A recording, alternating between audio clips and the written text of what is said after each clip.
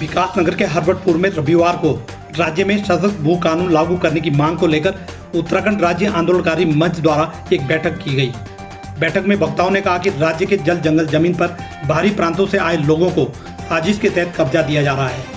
राज्य आंदोलनकारी मंच के प्रदेश अध्यक्ष जगमोहन सिंह नेगी ने कहा कि उत्तराखंडियों को राज्य बनने के 23 साल बाद भी कोई लाभ नहीं मिला, जबकि जल जंगल जमीन जो यहाँ के मूल निवासियों की पूंजी है उस पर भी एक साजिश के तहत सरकारी संरक्षण के चलते लोगों से कब्जा कराया जा रहा है।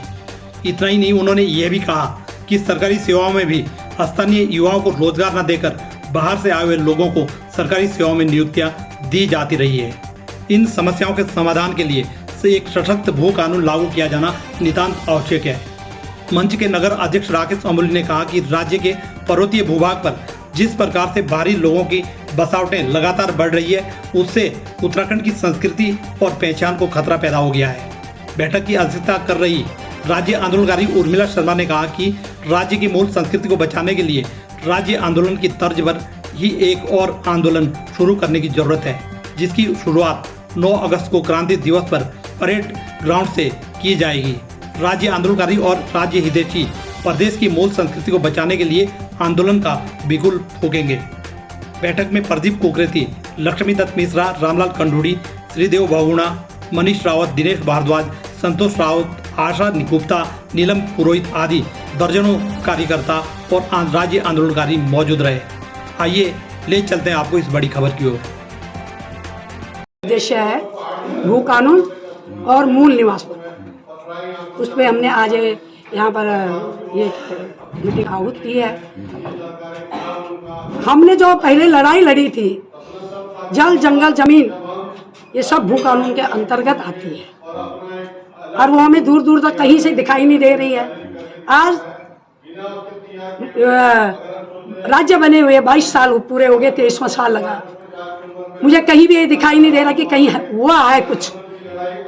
हमारे पूर्व मुख्यमंत्री जी ने धारा 371 लगाई थी और उसमें कुछ वो रखी थी, सीमाएं रखी थी, पर उसके बाद जो सरकार आई है उन्होंने उसको वापस कर ले लिया है।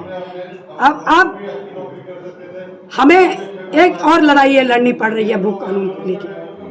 अगर हमने इसी तरह से इन लोगों के वो छोड़ दिया तो आज हमारा उत्तराखंड बिल्कुल ही खत्म हो जाएगा।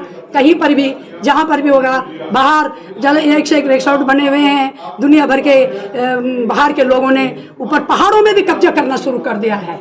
जाग जाओ उत्तराखंडियों और उनका एक किनारे से उनका बहिष्कार करो। मूल निवास प्रमाण पत्र में आती हूँ, हमने कहा कि 1990 से पहले जो है उनको ये मूल निवास प्रमाण पत्र दिया जाए, पर इन्होंने 80 का टारगेट रखा और उसमें जो हमने चाहा था कि हमारे यहाँ के बच्चे लगेंगे, उन बच्चों को नौकरी मिलेगी, पर हमें कहीं भी नजर नहीं आ रहा है।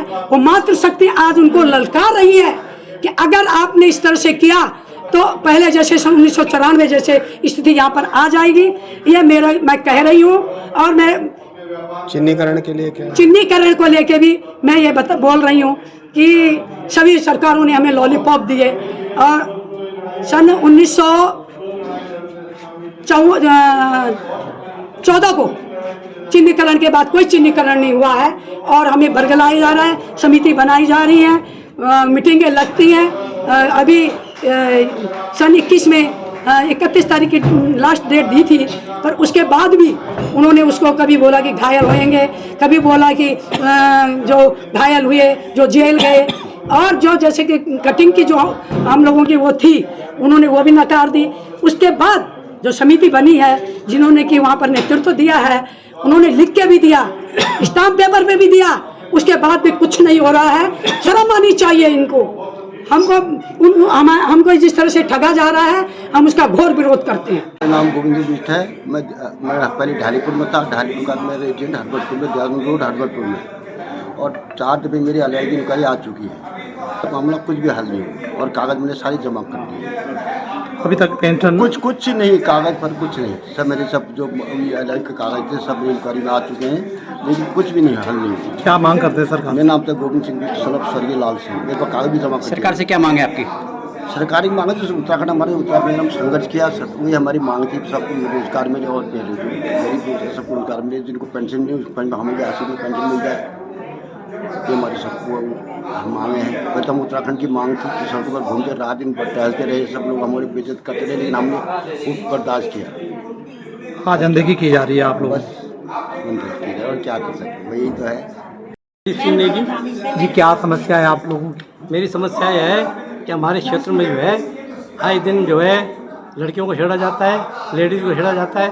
बाहर के मॉमनर लोग बिहार, बंगाल, उत्तर प्रदेश के आए हुए हैं और हम लोगों को ये बड़ी परेशानी है, जो ये नहीं होना चाहिए। प्रशासन कुछ टाइम तो दिखाता है कि आपने ये कर दिया, सो कर दिया, बाद में ठंडे बस्ते में डाल दिया जाता है। उत्तराखंड की लड़ाई जो लड़ी थी, क्या उस अनुरूप उत्तराखंड बन पाया है? उत्तराखंड तो बन गया, लेकिन अभी अब अधूरा बना हुआ।